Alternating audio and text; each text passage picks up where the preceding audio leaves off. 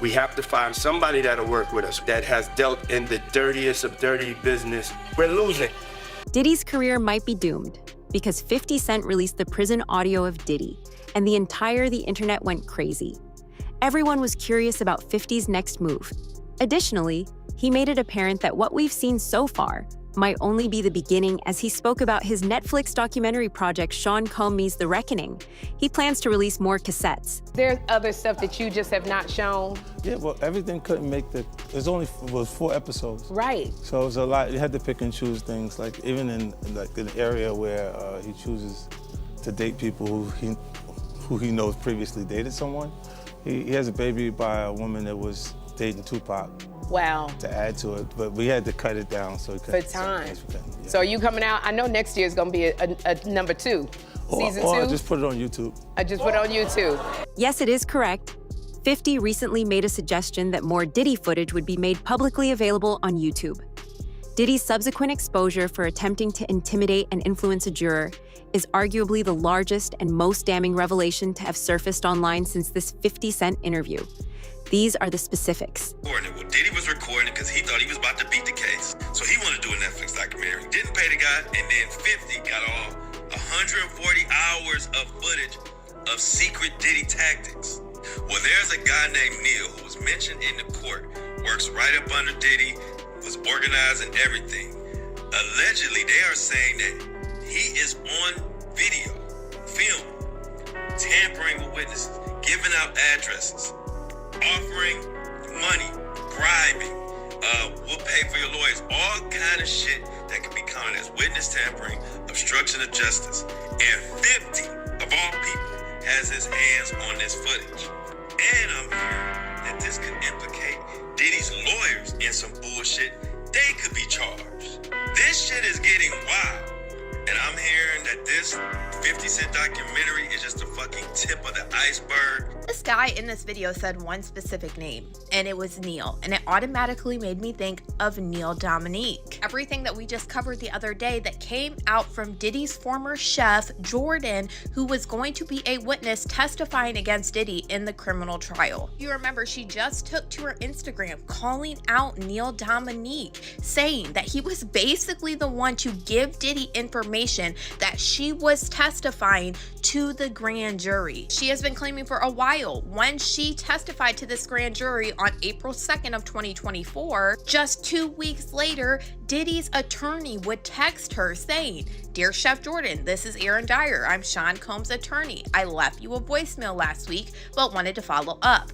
I have been told you have been contacted by law enforcement and might want an attorney to represent you." So that man in this video was basically saying that 50 Cent has video footage of Diddy talking to these people and setting this up to go after witnesses. The most bizarre aspect is that 50 Cent is now expressing this himself. When people began discussing it, he immediately disclosed that he had 140 hours of footage. He even wrote on the internet, "Yes, I have the footage, LOL." Everyone was startled by that alone. However, it becomes much more bizarre. Since then, he's even continued to discuss the reasons behind his decision to attack Diddy in this manner. This is telling us as clear as I don't have any reserve, like the fear that they would actually have towards him. I don't think he's special. It turns out that many people who had declined to participate in previous documentaries eventually consented to appear for this one because they trusted 50 and were no longer afraid to talk. There's a lot of people in this docuseries that wasn't in the previous docs that you saw because they said, "No, I'm gonna do that one because 50, that's gonna be the big one." Because I'm not scared of none of that. Like, I think it's just the way I was brought up. I don't really register those things. I've been through way more extreme things than these people. I look at the project. It's just another project to me, and they can look and create reasoning for it. It could be their personal take on why it's the way it is. But if they watch the docuseries itself, they'll understand it's been done tastefully, and it is the best version of a docuseries that you'll see on this. Well, he is a big part of the culture. Like, he's a respectable, he made it to a respectable position within culture. any smart person would pick their fights.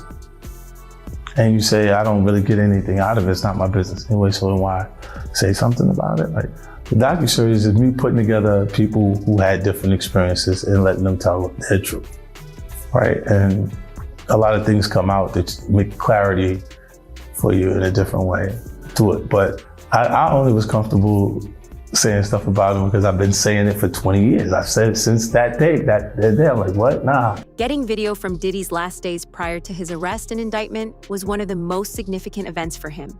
It was an explosive and startling experience to watch that raw material for the first time. 50 claims that was really fascinating. A journalist would ask that, but a journalist would also say, I'm gonna keep my sources secure, but but I got it. They can blame it on me that it's that. I think he's gonna actually like the project. He's gonna see that it was done fair, the perspective. Because he's gonna see too many people or he'll be consumed by what his personal experience was with each individual that's saying things about him because he lived these things. She's gonna understand it. You can interview her following that and I'll do the interview with her. I'll make sure I put it together. Yeah, because I had communications with her, to understand it, what's going on. And even though she's not in the docuseries, it was important I spoke to her to understand how things transpired. The husband, I spoke to him away from her, separate individual communications, and then see things kind of match up. Like when people say things, I go, oh, okay, I hear what you said, but when you hear things multiple times from people, different people, it kind of rings true to you. He got old real fast. His hair was jet black, like mine. And the next day, he was like a full. All I saw from was the raccoon pictures from the courtroom. When they drew him, it was looked like a raccoon. Suddenly, 50 Cent returned to the spotlight with proof, the one thing he loves most, actual receipts. And he's telling everyone that you're not competing at his level if you're not producing a documentary about the demise of your adversary. Heck, 50 even discussed why Diddy's network of celebrities hasn't said anything about it. 50 had been quietly and patiently gathering everything he could on Diddy for years, waiting for the ideal opportunity, and that time has finally arrived. Shouting at his attorneys from behind jail walls, Diddy is incarcerated. Additionally, he is powerless to stop the 1950s documentary from going viral. Diddy's attorneys have previously attempted. They released a statement denouncing the documentary as unlawful, and even demanded that Netflix remove it. One significant issue that was left out of the documentary was the passing of a close friend of Diddy's, someone whose demise Diddy caused, Jones Anthony Wolf, Diddy's former bodyguard. Gene Deal recently blasted the documentary for completely omitting him and spoke out about Diddy's involvement in the killing of his bodyguard, Wolf. He denied that Big Jake's murder, as some have said, was the catalyst for the animosity between the East and West Coasts. Gene maintains that everyone involved is aware that Wolf was not the shooter who killed Jake. Wolf, who oversaw Puff's security and operations, had stated unequivocally that he would not fly until his squad was completely safe. He had warned Puff and Kirk Burrows, among others, that he wouldn't go anywhere without the right help. And Kirk Burrows called me up. He's like, yo, Gene, you and Wolf, I got y'all tickets to LA. I said, all right, cool. So I go down there and I pick up the tickets to LA. I got Wolf ticket. So I'm calling Wolf up. I say, yo, Wolf, I got your ticket to go to LA. And Wolf said, I ain't going. I said, what you mean you ain't going? He said, yo, Gene, I ain't gonna tell you how I'm making I ain't gonna tell you how to make your money, but I'm gonna let you know this. I told Puff them if they wasn't gonna take 2 tour buses of my niggas out there with us, I'm not going. Wolf is the head of all the functions that has to do with Puff dealing with security. I have my own contract with Puff, yeah. Paul Alford ran Green Gate Security, which is the daily operations of Puff stuff. That's his house, his cars, his transportation. He ran the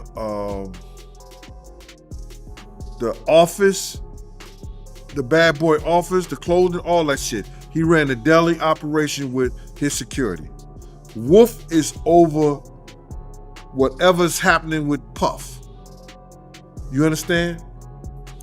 Wolf tells Puff them and tell Kirksborough them, no, if y'all not going out there right, nobody should go out there at all. Wolf tragically lost his life while managing security issues and defending Puff. Gene underlined that the documentary entirely omitted this crucial aspect of the narrative, including Wolf's affiliation with BMF. So Wolf did not and was not going anywhere that had to do with California. And it wasn't because of the Jake situation. It was that he wanted to be safe, and the only way he felt safe if he was going out there with the dudes from his clique. And that was the Valley Mob. That's the only way. Wolf ended up losing his life behind Puff and his bullshit. And people they didn't even put that in the documentary. Wolf ended up losing his life behind Puff and his bullshit. And that bullshit was with BMF. That's a big segment in my book that I wrote that whole shit.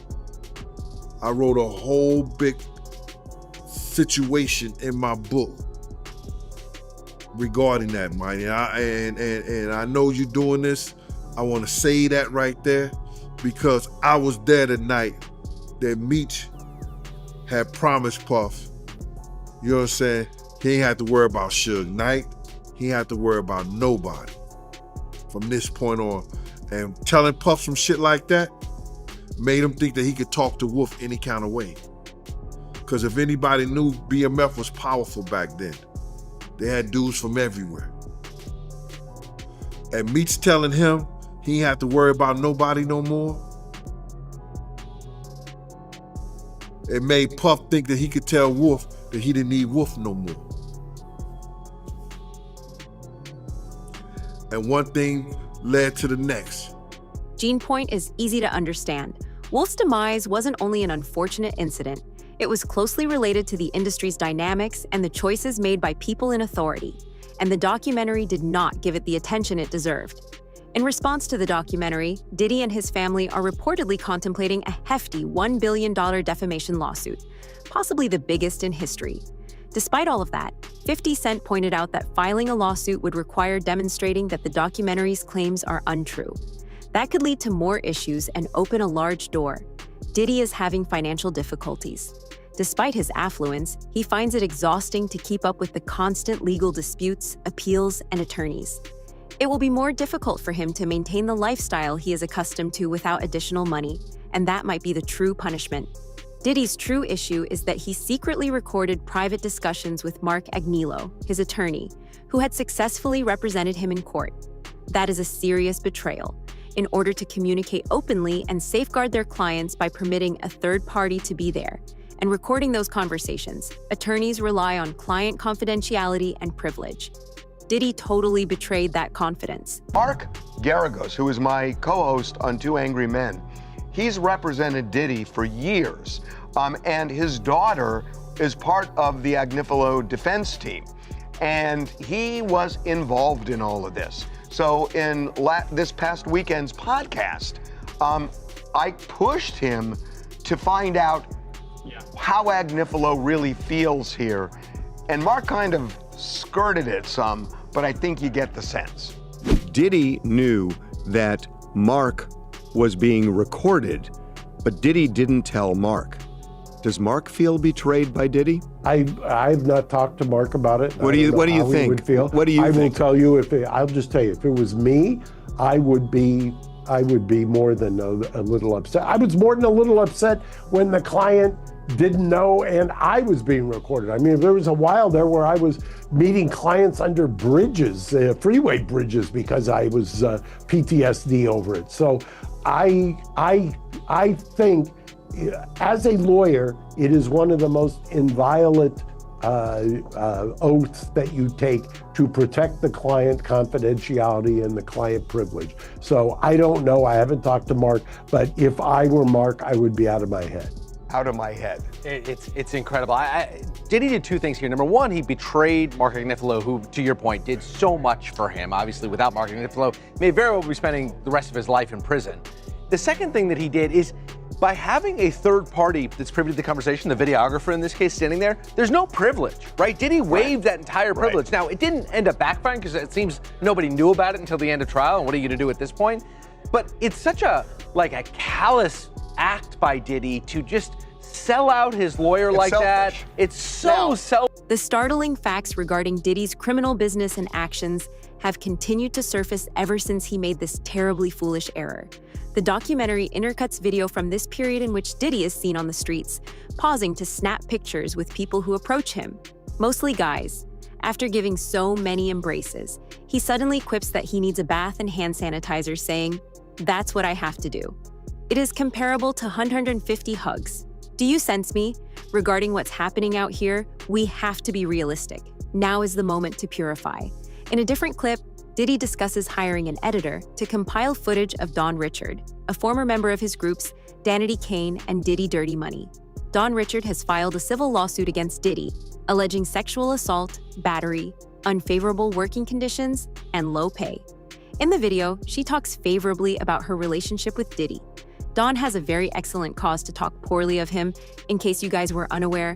Therefore, it is absolutely terrible for Diddy to even wish to convey the opposite. Was officially on the stand for 20 minutes. She will continue on Monday, but before I tell you what she testified to, I do want to give you a warning that she does talk about violence and abuse. Started off with Dawn testifying that she was working with Diddy from 2004 until 2011. She opens up about an incident she witnessed in 2009 when she went to Diddy's home in order to record. She said her and Cassie were downstairs when they heard Diddy yelling and coming down saying, "Where the F are my eggs?" He said Diddy grabbed the skillet full of eggs and tried to hit Cassie on the head, and she went down in a fetal position. He was punching and kicking Cassie before he put his arm around her neck. Diddy then grabbed her by the hair and dragged her up the stairs, and she was in shock. He said she was so in shock she did not intervene, nor did she call the police. Next day, she said Diddy locked her and another person in the recording studio and threatened them. In her own words, he said what we saw was what lovers in passionate relationships do. He said Cassie was okay and it would be in our best interest if we didn't say anything.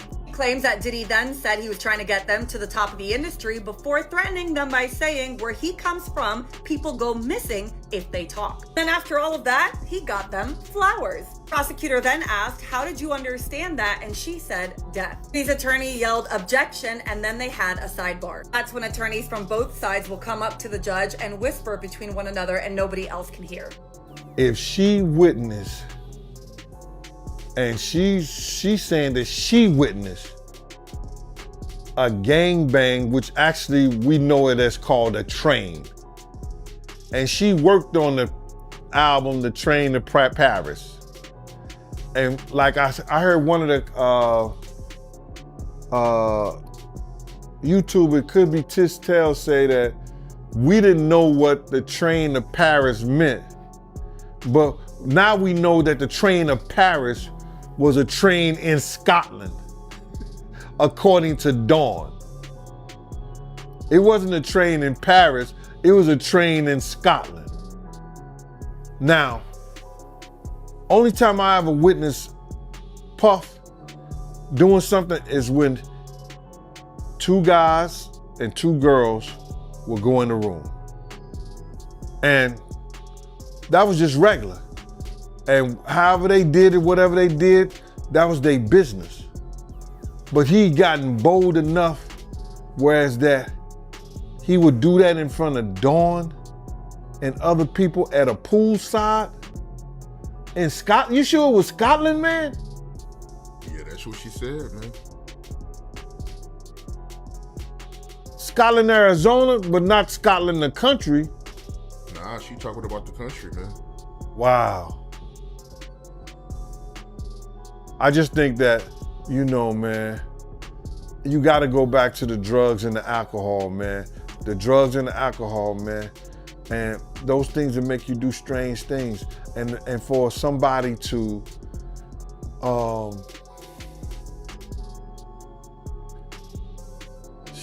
somebody that's just gang banging an assistant, she might have a lawsuit now too. She might have a lawsuit too. Because you can't do that to people that work for you, bro. The show also features audio from a 2008 proffer interview with Dwayne Keefe D. Davis, who is presently awaiting trial for Tupac Shakur's 1996 murder. Although it's not complete immunity, a proffer is essentially a legal arrangement that allows someone to speak with law enforcement and give information without fearing that it would be used against them in court. Davis provides a thorough description in the documentary, alleging that Diddy set up Tupac's murder in exchange for $1 million. Yeah, he even said that, like, in retrospect, that was probably the best thing that could have ever happened to Puffy. By Zip stealing the money, now Puffy isn't connected to that shit. Or else it would have been like a murder for hire or something, you know what I'm saying?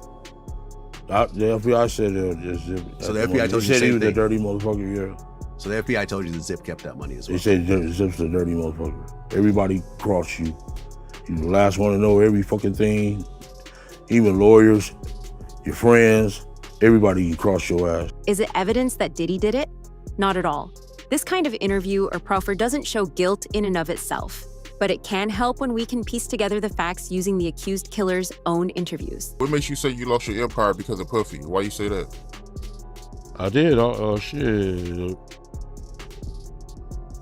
If I wouldn't have never met him, I wouldn't have never been involved in this bullshit. You know what I'm saying?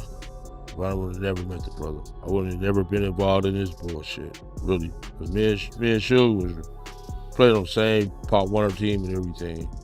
My homeboys helped put Suge in the game and all that shit, you know?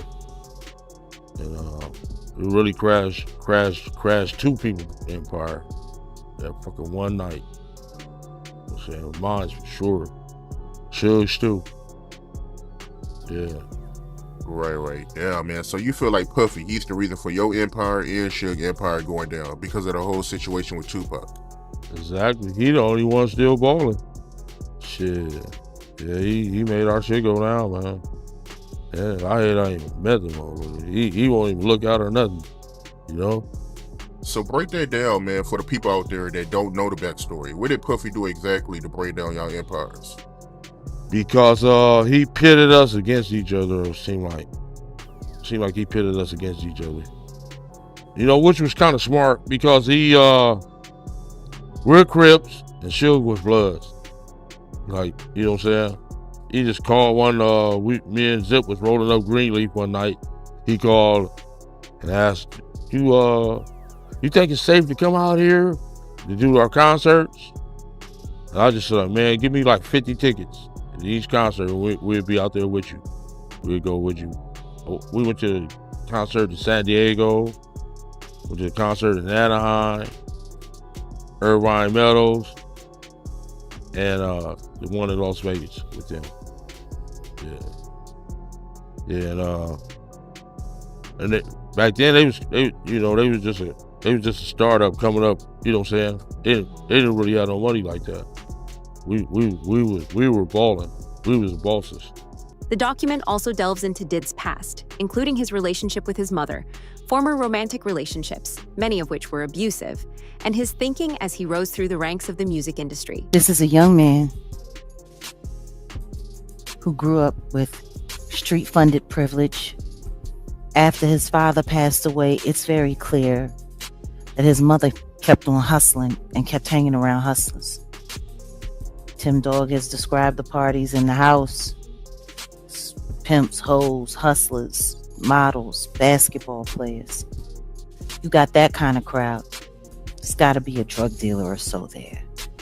Alcohol everywhere. There was a stage built in the living room, and they were asked to perform as kids. I mean, like, this is how he grew up.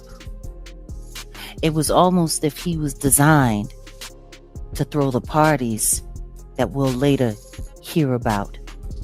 From the white parties to the parties overseas, with very, very, very, very, very interesting things happening there, all the way to the freak-offs. It's like Sean Combs was in a never-ending party his whole life. Now, from a boy being draped in chinchilla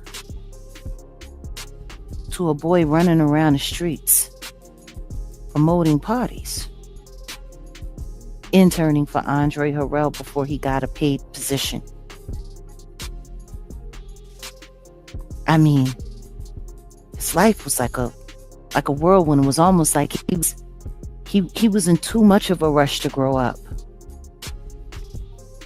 I mean, even the way Andre Harrell said he bullied his way into his home, coming up with some story about a fight between him and Janice and how he couldn't live with his mom anymore. The next thing you know, he's living with Andre. Now, I'm going to be very honest with you. In my opinion, I do not believe they were just roommates. I do not believe this was just a mentor-mentee relationship. In my opinion, from rumors that I've heard, from some things that might have been lost along the way, there was a much closer relationship between Andre and Puffy. Additionally, it shows a trend of Diddy getting into dangerous, legally problematic, and emotionally sensitive situations and emerging unhurt. When taken as a whole, these disclosures are beginning to depict Diddy as a profoundly damaged and wicked man who voluntarily prolonged a traumatic cycle, harming numerous innocent individuals in the process.